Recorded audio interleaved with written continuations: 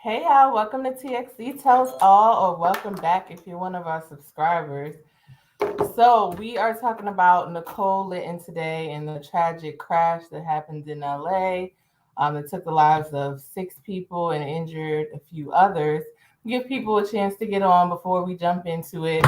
But as you guys probably have seen in the news, she has been arrested and detained in the detention center in LA.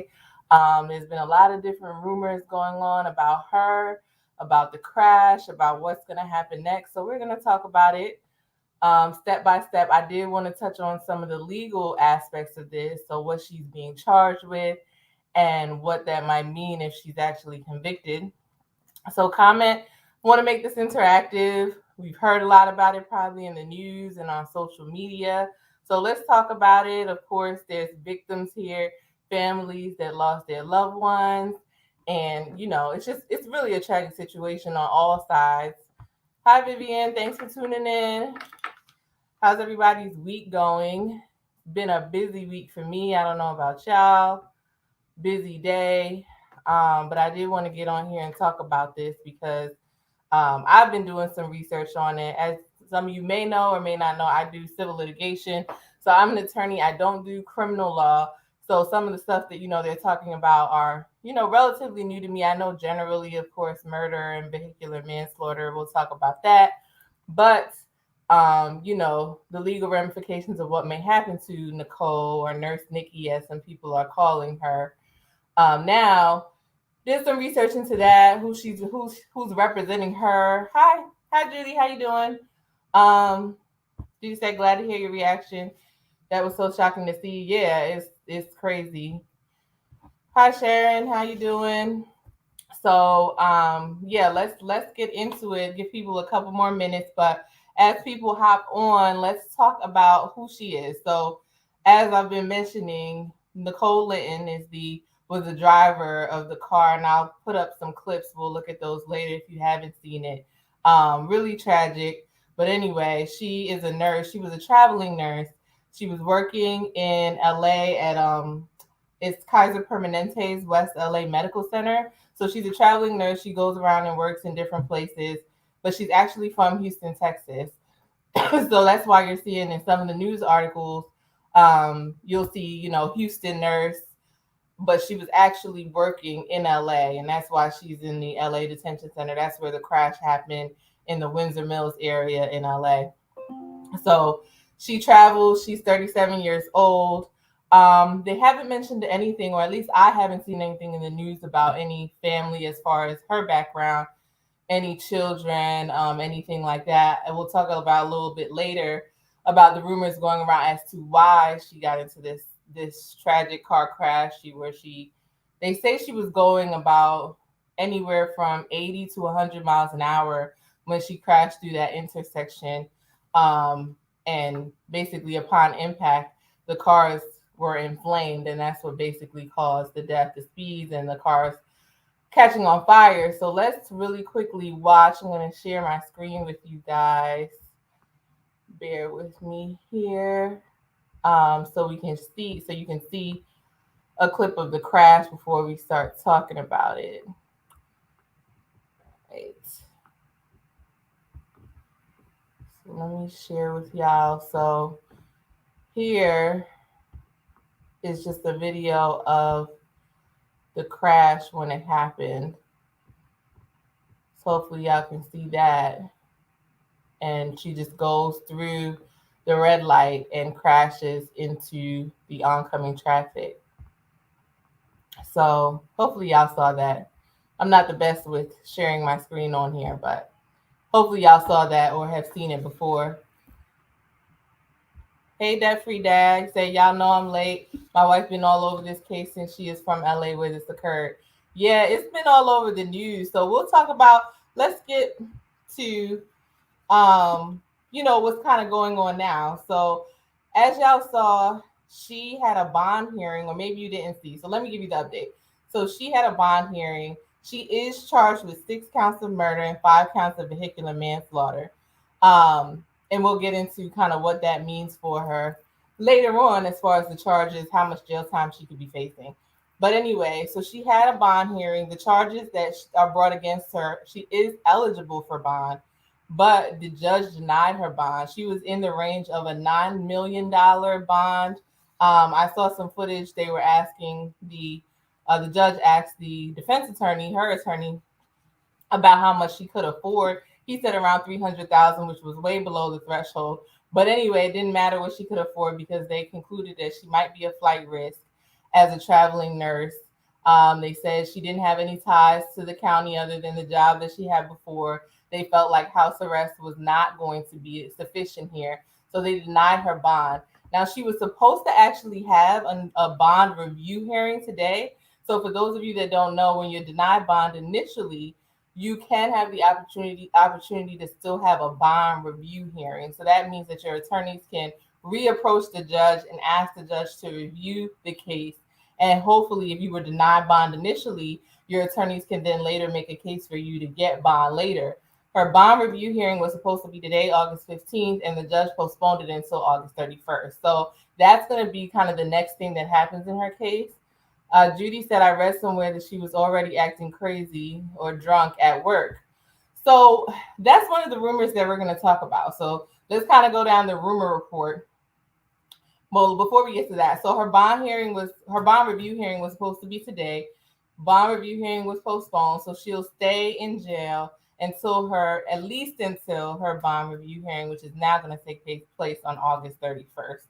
So I didn't hear why her bond review hearing was postponed. It was supposed to take place today, but that's what happened. As we know, in the legal world, stuff gets postponed all the time for one reason or another. So that's what happened to her. So Judy was mentioning that she was appearing to act crazy or drunk at work. So one of the rumors, it was a social media clip from someone who said they were friends with Nicole or Nurse Nikki, and that before the crash, that her and Nicole were actually drinking together, and that Nicole was inebriated, and that at the time that she was driving. That rumor is false. So the district attorney has said, and the district attorney over the case is, district attorney in Los Angeles, the Los Angeles district attorney is George Gaston. I hope I'm pronouncing his name correctly. But anyway, he reported that there was no evidence of any alcohol in her system at the time of the crash. So that rumor that she was drunk at the time of the crash seems to be false.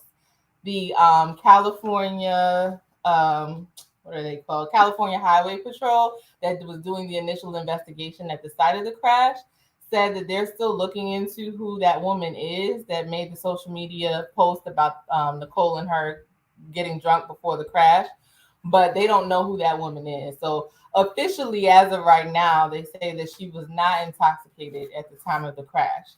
So that leads to a bunch of other questions, right? You guys saw the clip. They're saying she wasn't intoxicated. So what was wrong? What was the reason why she ran through the red light? I mean, a lot of people have been commenting that if it wasn't the car malfunctioning, the speed that she was going through that light, it seemed like she was either, her intention was to commit suicide or something. So, or she had a mental health breakdown and shouldn't have been operating a vehicle anyway. But they've kind of, at least for now, ruled intoxication out. She wasn't under the influence of any drugs or alcohol, according to the Los Angeles District Attorney's Office. So let's talk a little bit about who died in the crash. So it was 4 adults, an 11-month-old child, and one of the adults that died in the crash was a pregnant woman.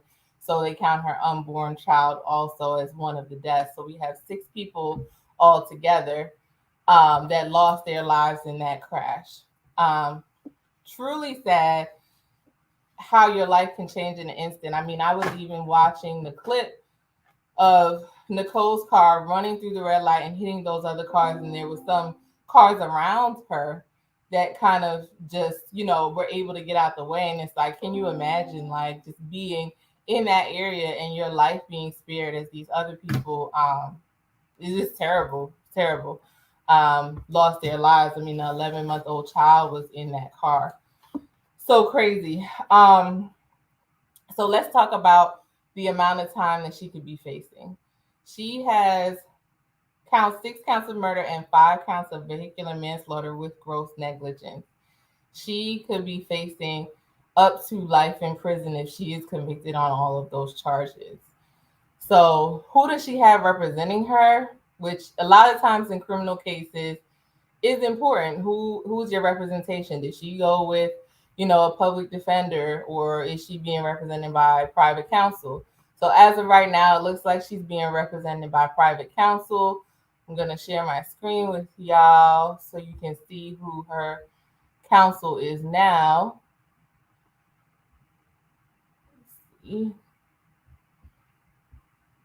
So her counsel right now is Halim Danadina.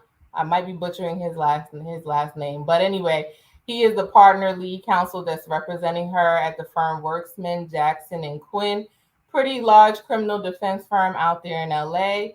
He was formerly a judge. He has extensive experience.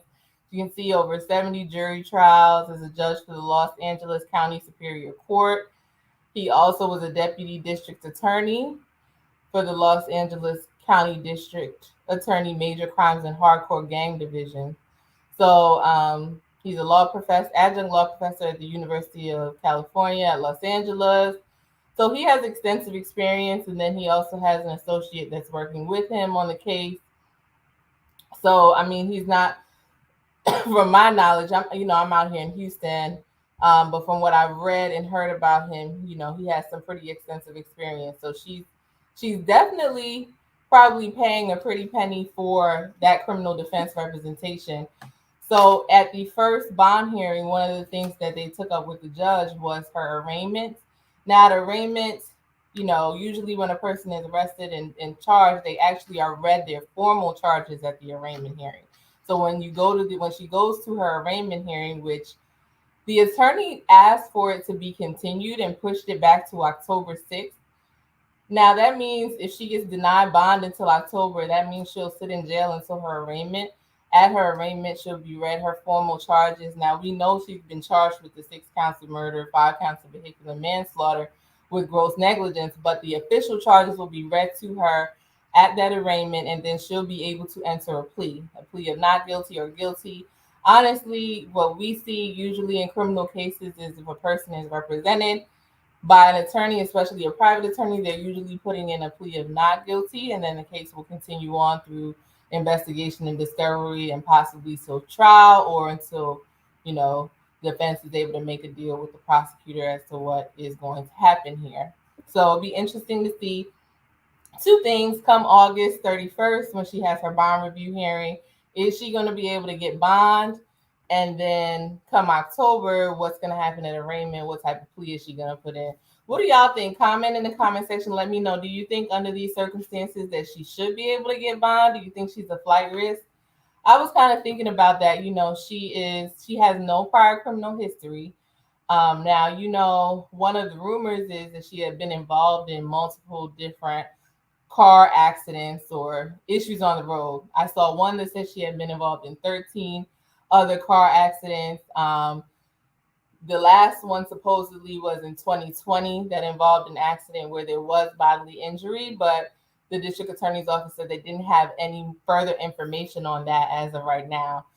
Her attorney is saying that the rumor that she has been involved in 13 different car crashes is actually not accurate and not true. So, as the story develops, I think some of the rumors will be put to rest. Obviously, there'll be new rumors that develop. That's just how these high-profile cases are.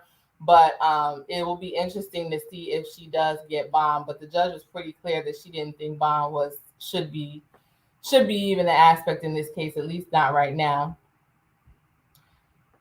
Sharon said, I think she is more of a suicide risk. That's real. And we'll get into talking about the mental health aspect of this, because they did confirm that she had mental health issues in the past.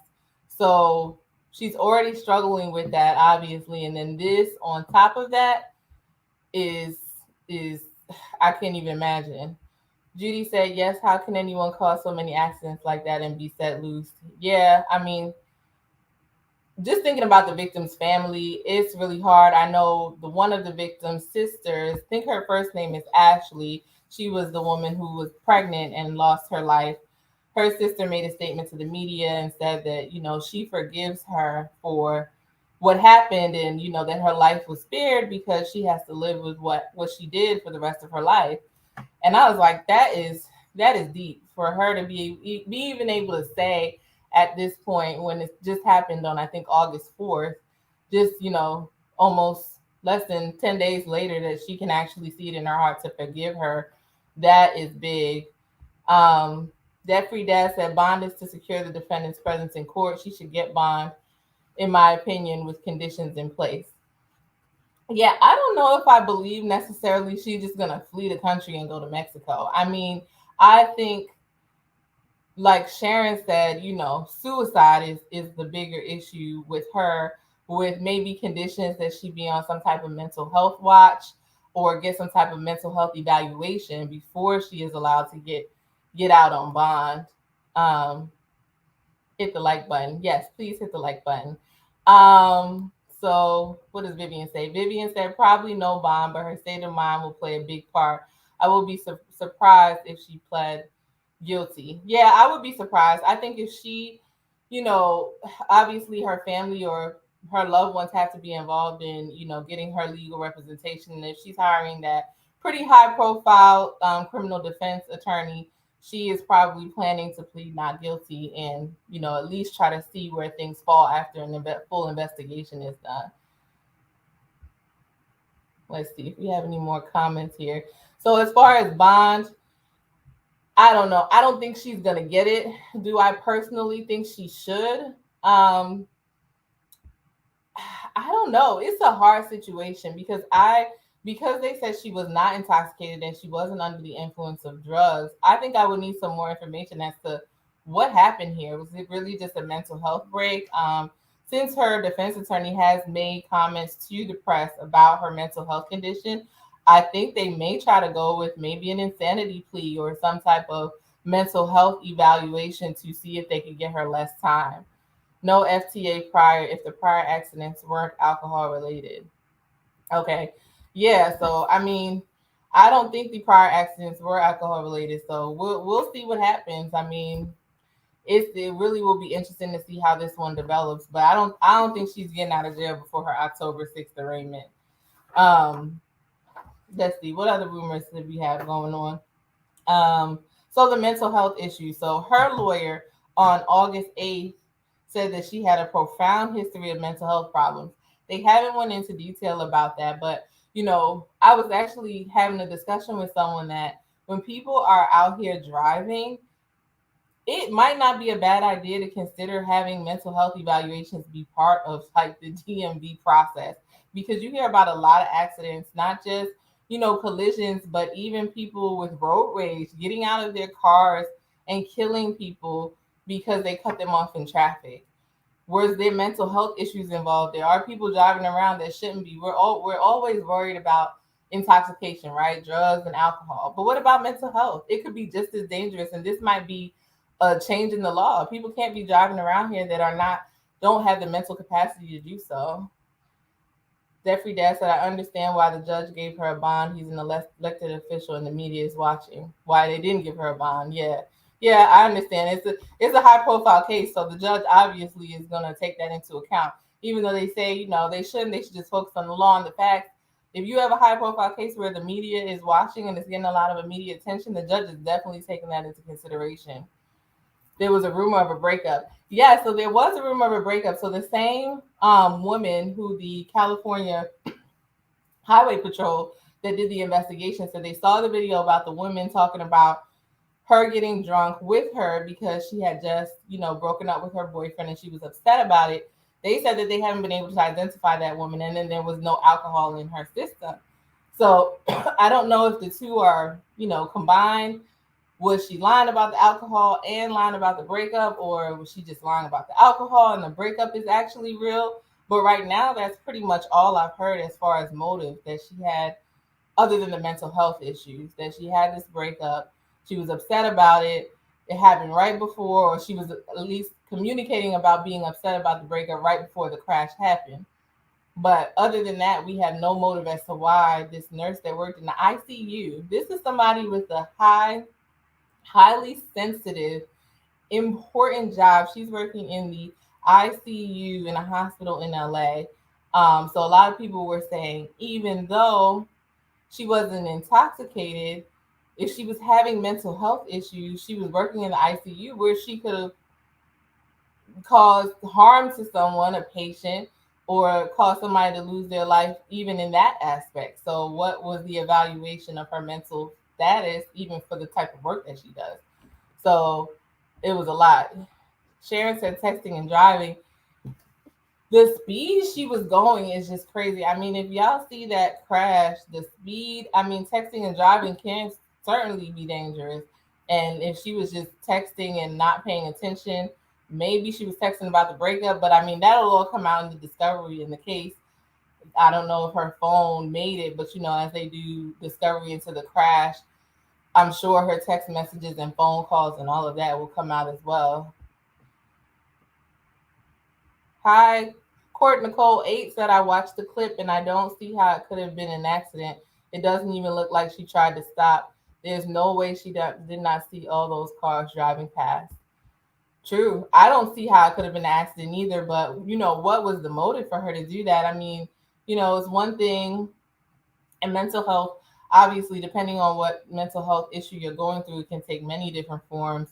But she didn't just harm herself; she harmed innocent people she didn't know. And I mean, it could have been a suicide attempt. We don't know now. We may find out later. Vivian said, I hope they find that woman. And if she was lying about the drinking, that woman should also be locked up. So much pain to everyone. True. This is not a situation to be played with at all. I think that woman, maybe she was just looking for her 20 minutes of fame. She knew it was going to be a high profile story. We don't even know at this point if she even knew Nicole Linton or not, because they said they haven't been able to identify her yet. But yeah, I agree. That's not something to play with. The families, of course, are looking for answers and having to deal with the loss of a loved one on top of all the rumors that are not true. That makes it even worse. So I agree. There were actually 7 other people who were injured in the crash, but they were treated and released. So I mean, at least the 7 other people who were involved didn't lose their lives.